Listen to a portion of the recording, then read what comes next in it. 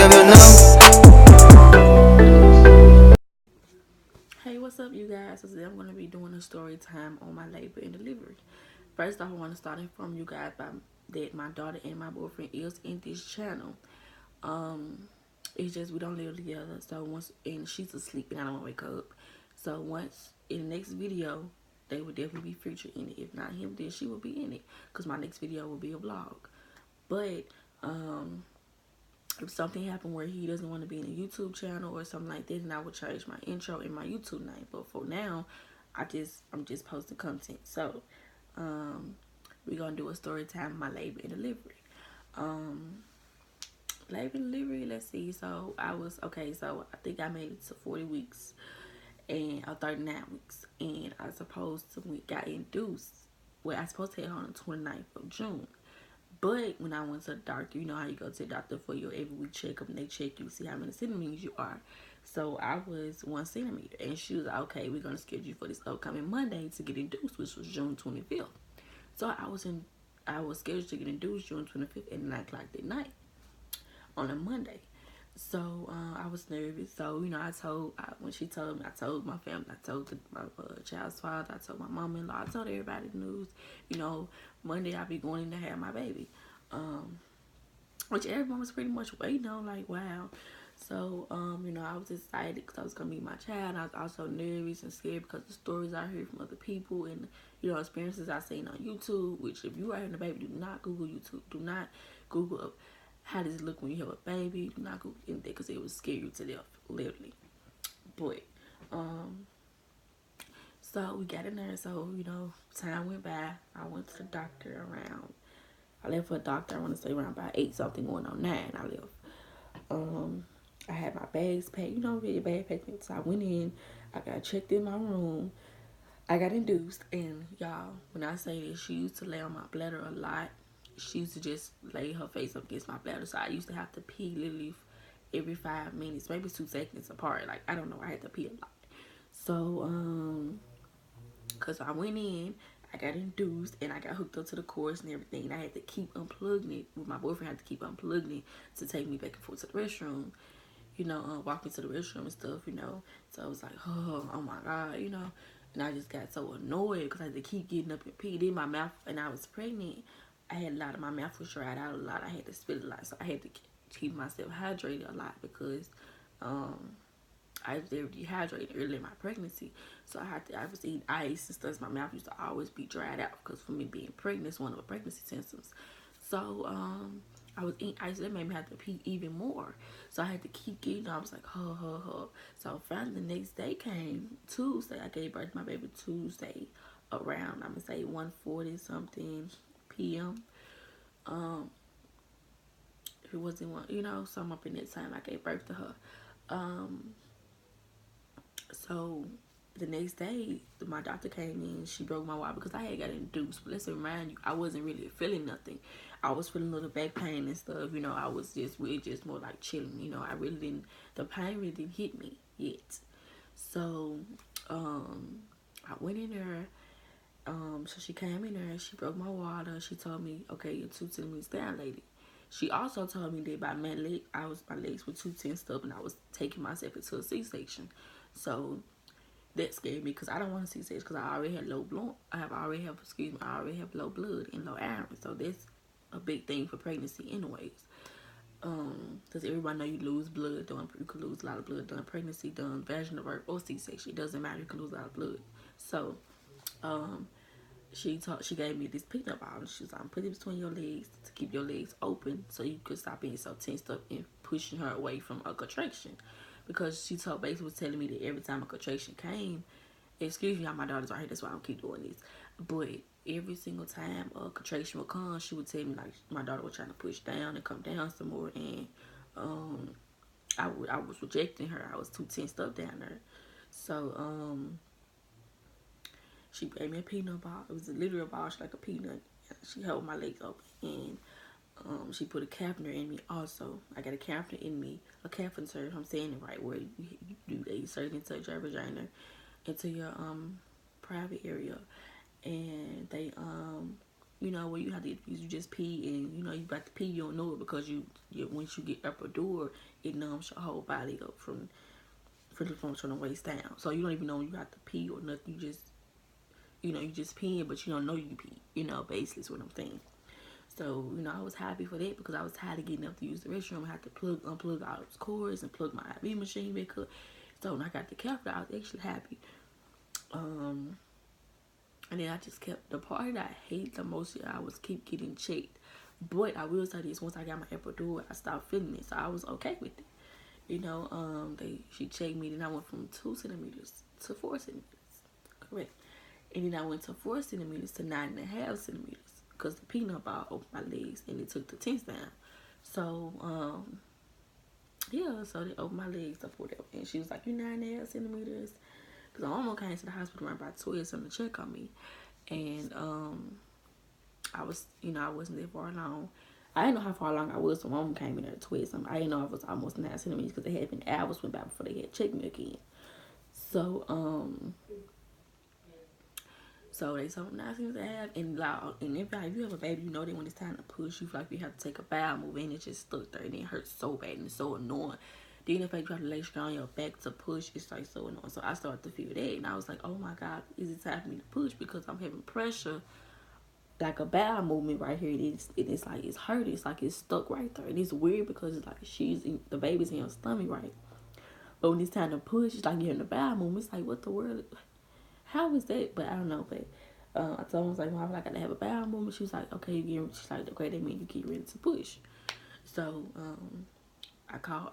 My nurse was like, my nurse wasn't planning on coming back in, but I was getting annoyed with the feeling. So I buzzed the nurse. I was like, I think I need to get checked. I think it's time for me to push. So she came in. She was like, okay, let's see your check. And she's like, okay, you ready to push? So then basically was waiting on my doctor to get there, and I was so annoyed because, like I said, it's like a bowel movement that just stuck there, and it just feel like it's going lower and lower and lower, and I actually could feel her moving down. So as she was moving down, though, it's like the bowel movement. It's like a bowel movement that was just coming out basically. So, but it did not come out the area. If you, I'm trying to make it make sense. So, I could feel her when she was literally sliding, when she was literally coming down because, you know, yeah, so I felt that, and my doctor finally came in the room. She finally came to the room. Finally came to the room. I was so new. It was finally came to the room. I was so new. It was some of the people came in behind. I was like, whoa, there's a lot of people. A lot of people. If you don't like to be seen by a lot of people, then having a baby is not for you because it takes a lot of folks to deliver a baby. One baby takes a lot of people.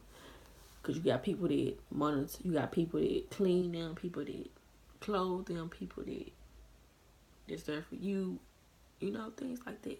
So she was like, you know, crop your legs up and get ready to push. And yeah, my daughter's waking up right now. So you guys will get a chance to see her in this video. So she was like, you know, it's time to push, and I started to push. And I started to push, and and all I heard was, she got so much hair. And she's like, do you want to feel her hair? And I was like, no, ma'am. Just please get this baby out of me. Like, I didn't want to feel, she was like, feel this hair. I didn't want to feel her. Not saying like that. I was just, you know, I had a complicated birth, which you guys will know a little bit later in the story. So, I kept pushing, and she was like, push. Every time you feel a contraction, push. And I really didn't feel a contraction. I just heard the machine. So I just pushed. And, you know, she finally came out. Finally. And I didn't actually feel her coming out until the head came, until her whole body came out of me. Like, and then it felt so much relief. I felt so good because my pregnancy, I had heartburns my whole pregnancy. Literally, my whole pregnancy. I had heartburns when I was early up in my pregnancy, probably like 3-4 months. I had heartburns, y'all, and it was bad. If I drank a drink, it hurt it. If I drank orange juice, it hurt it. If I ate hot food, it hurt it. If I even ate anything, it just hurt it. If I eat, sleep, anything, it hurts. Like, it was so fun. I had every day, I was wake up at the middle of the night and could not sleep because I had a heartburn. So that's very another story though. So she's awoke. So when I finally had her, y'all. So they cleaned her and stuff, and I keep in mind I was bleeding. I had low iron, right? I had low iron. I lost a lot of blood vaginal, right? So I had to get stitches because she also turned me down. I had to get stitches, and y'all, when I say I was in pain, it was in pain. I was in pain because they had gave my epidural so early that once I got ready to push, it was kind of wearing off. So I felt her stitching me up down there, and it was like it was so much going on. Like people was giving me, I was taking pills for low iron. I was getting shots in my to stop the bleeding. I was bleeding so bad. I had so much stuff, so much people doing stuff to me. I had my doctors teaching me up down there.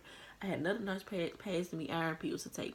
I had another nurse stitching me to get put IV in my other arm. It was like so much going on at one time. I was just basically in there just panicking, screaming like, when is it gonna be over? When is it gonna be over? Why can't it be over? You know, ain't it? Excuse me, guys.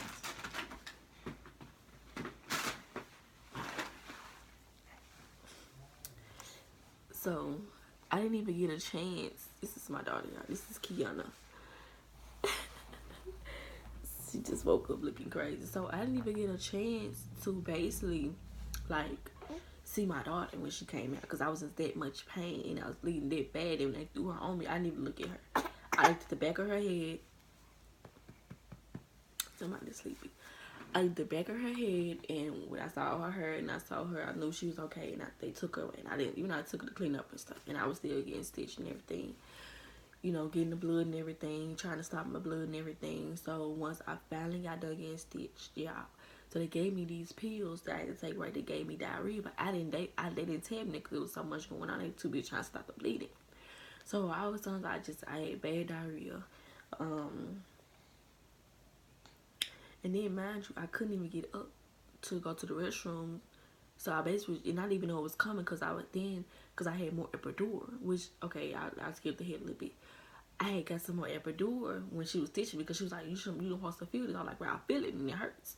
And the epidural man came and gave me some epidural in my back. So imagine me, you guys, imagine me getting stitched up, getting some more epidural, getting the IV in my taking pills, taking my blood pressure. It was like so many people around me. You would have thought I was getting major surgery, literally. I was on it. So I was really, really tripped. I couldn't feel nothing. So when I had a bowel movement, I didn't know it was coming. I just felt it coming out, I didn't know, but that's So yeah. So after she came, then I was so much epidural that I didn't see her until after I woke up because I was, in my nose, baby, you take epidural, that you shake when after you got the epidural. So it's like it's like you cold, basically. So I had lots. I was shaking real bad. I was just trying to bounce back for myself. It was just I was so drugged up. So I just remember them cleaning me up and putting me up on the cover and turning the light. The baby, everybody left. So I remember I was zoning on it, in and out because I was on so much epidural once again. And I remember the doctor just putting the blood pressure thing around my big toe. They was putting it on my forehead. They was putting it on my finger. They was putting it anywhere where they can get to know my blood pressure. Literally, y'all. I woke up to the doctor sticking stuff on my forehead, sticking stuff on my toes, sticking stuff everywhere. And they were just like, you okay? Just asking was okay and stuff like that. So I think I started to look a little pale. I don't know, I'm not sure. So, then I was just dozing in and off, and I kept dozing off. And I finally went to sleep. And I woke up and the medicine was gone. I felt okay, just a little, tender and stiff down there from the stitches. So when I woke up, I heard my boyfriend eating some chips. I couldn't see nothing because like the way they had something, they had to tape, they had to be taped down something, I don't know, but I couldn't see, I couldn't raise up because they had the cords over me when I was sleeping to monitor my blood pressure and everything like that. So I was just like, I called my boyfriend name. And he was like, yeah, what's up? I was like, let me see the baby. And so he rolled her over there to me. And, it's getting so emotional. But, okay, so he rolled her over there to me. And, yeah, and I looked at her. I was like, oh, she's so cute. She had a little bow. And everything like that. So it was so cute. I'm going to try to insert the video clip. I'm not sure if I can insert it because I'm really not a professional YouTuber yet. But I will insert a clip of her when she was born. So if I can. So he rolled over, I seen her, whatever like that. I was like, oh my gosh, she's so cute. She looked just like you and do this. We should like her daddy, y'all. So say hey. So this lighting is kind of bad. But so let me try to adjust it. So basically, you know, I had her and everything, and you know, everything went from there. I got another room and family members kind of visit her, and that was it. You know, I went from there. I went home and healed, and that's just, you know, that's look at her. That's my labor and delivery story. Um, so make sure you guys like, subscribe, and comment for future content you do not want to miss. My next video will be a vlog. I will be vlogging my niece's first birthday party. So make sure you guys stay tuned for that. Please make sure you guys like, subscribe, and comment. And thank you.